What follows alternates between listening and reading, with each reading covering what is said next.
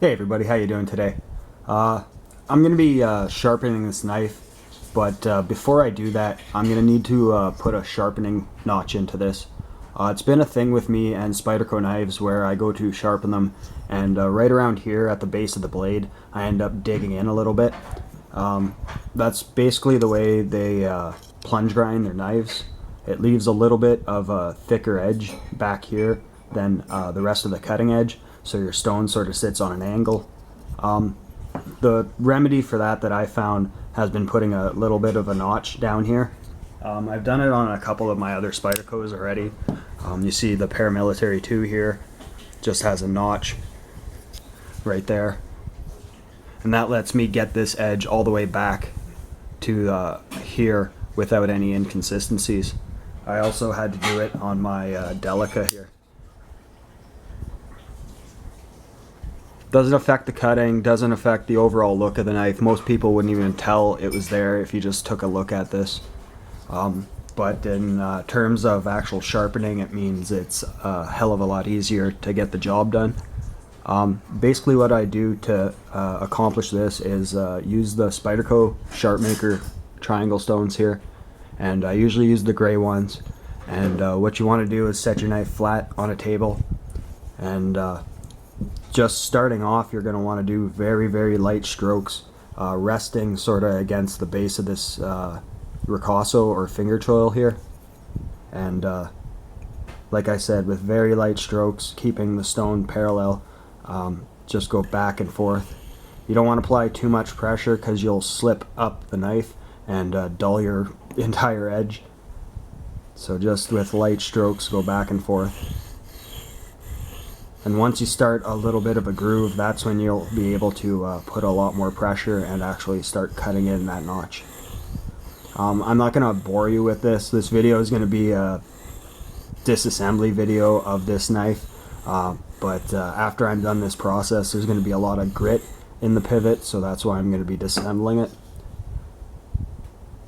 Because this is S30V, this process is going to take about 15-20 minutes. And the sound it makes of these ceramic stones grinding on this steel is absolutely horrendous. So I'm not going to expose you guys to this. I'll just come back when the job's done and I start taking this apart. So stay tuned, guys. Thanks. So guys, that took about 10-15 minutes, and you can see the results here. Just a small, barely noticeable notch in the blade, and that'll allow me to get that stone all the way back, so I could get a nice consistent edge on this. All this needed was a few swipes on the Sharpmaker here, and it's back up to sharpness, so I'm gonna begin to take this apart. So guys, taking this knife apart should be fairly straightforward. I've done it once before. Like I do most of my knives when I first get them, I like to tinker, so I take them apart to see what they're all about inside. This one's fairly straightforward. What you're gonna need is a T8 or a T9. I found depending on the torque set you get, sometimes there's a little variance in the bit size. This one is a T9. Just going to start with the pivot screw here, and I'm going to keep track of these screws since they're all pretty much the same size. Just put them off to the side here.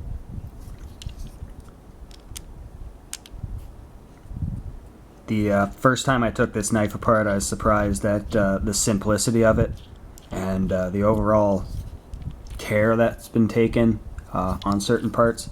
Like the entire inside of the liners are polished, and everything fits together really snug. The liners have locating posts, like all these have milled out portions into the liner where they sit snugly. The top scale just comes off very easy. And since I have cleaned this out once before, it's fairly clean inside. You can see the nice shininess to the underneath of the liner here.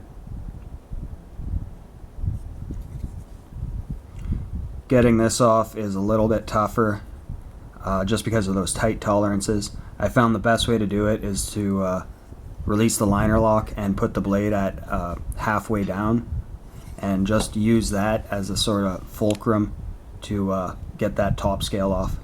You don't want to apply too much pressure. You don't want to bend any of these scales or bend any of the parts, but just wiggle back and forth and it should loosen up on you.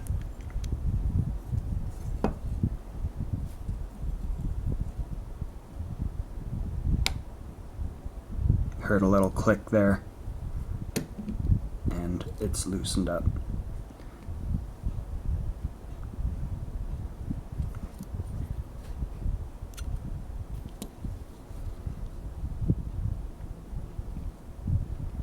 Just having a tougher time with, I think it's the bottom post here. Just swing it out and wiggle it back and forth like this. And there it comes off. You don't really have to be too gentle with this. You see how thick these liners actually are. But it's better being safe than sorry, right? But you see the overall polish on this is really nice. You see why the knife is actually so smooth.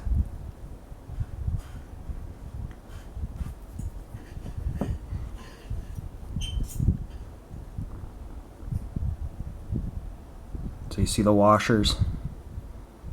Keep track of those, which side they go on. Just because every knife has certain wear patterns, and I found mix matching these washers sort of screws with the overall consistency of your knife when you put it back together. So what I like to do is whatever side these go on, I like to put them face down like they go on the knife. So this would be obviously the left side, and the one here will stay on the actual liner, and that's the right side. So you can see a little bit of the grime that got in here through my sharpening and notch making. So I'm just going to take a paper towel and wipe that stuff out.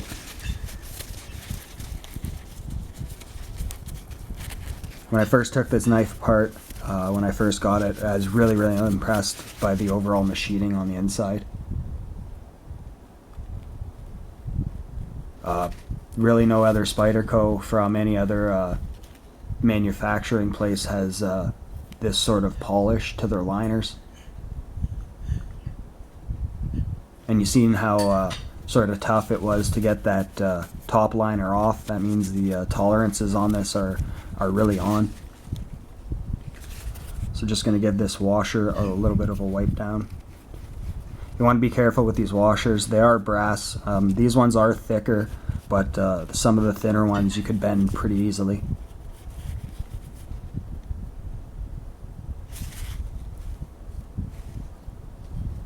Give you a look at the blade tang.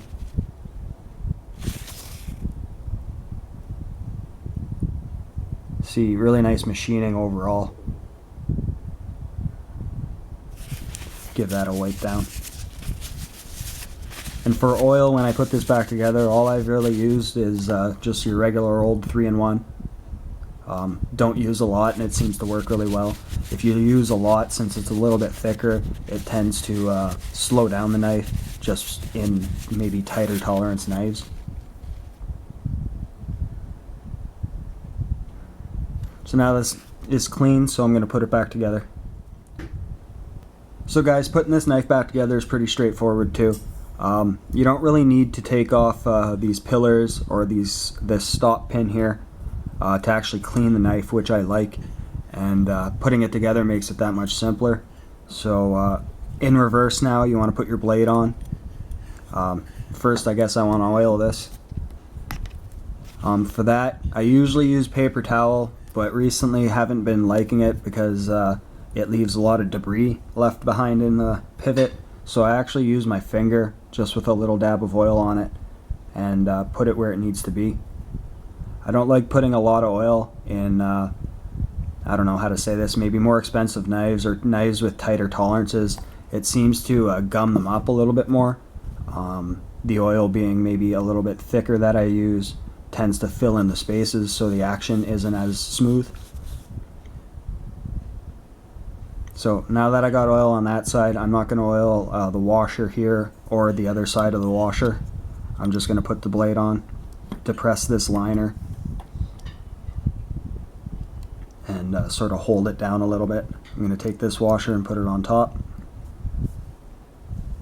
You take your other liner here And I will put a little dab of oil on that liner, just where the washer makes contact.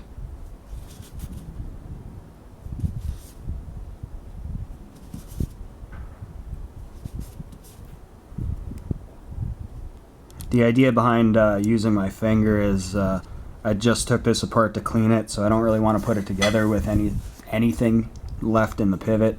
So using my finger, I know exactly where I'm putting the oil, and I could see that there's no junk left behind.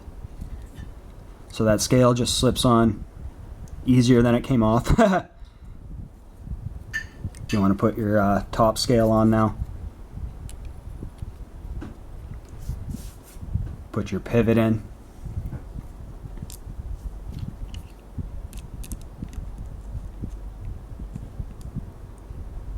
You don't want to snug all these down right off the bat. You just want to get them all seated and then see where your blade centering is.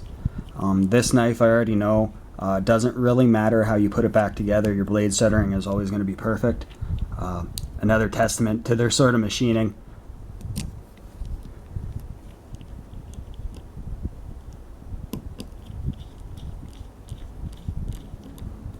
So I'm just going to snug these down a little bit.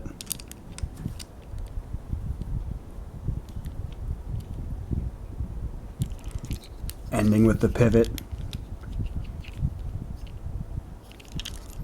Close up the knife.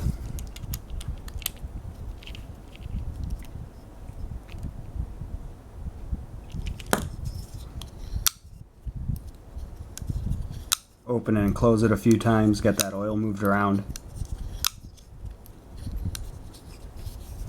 Check for blade centering. See it's bang on.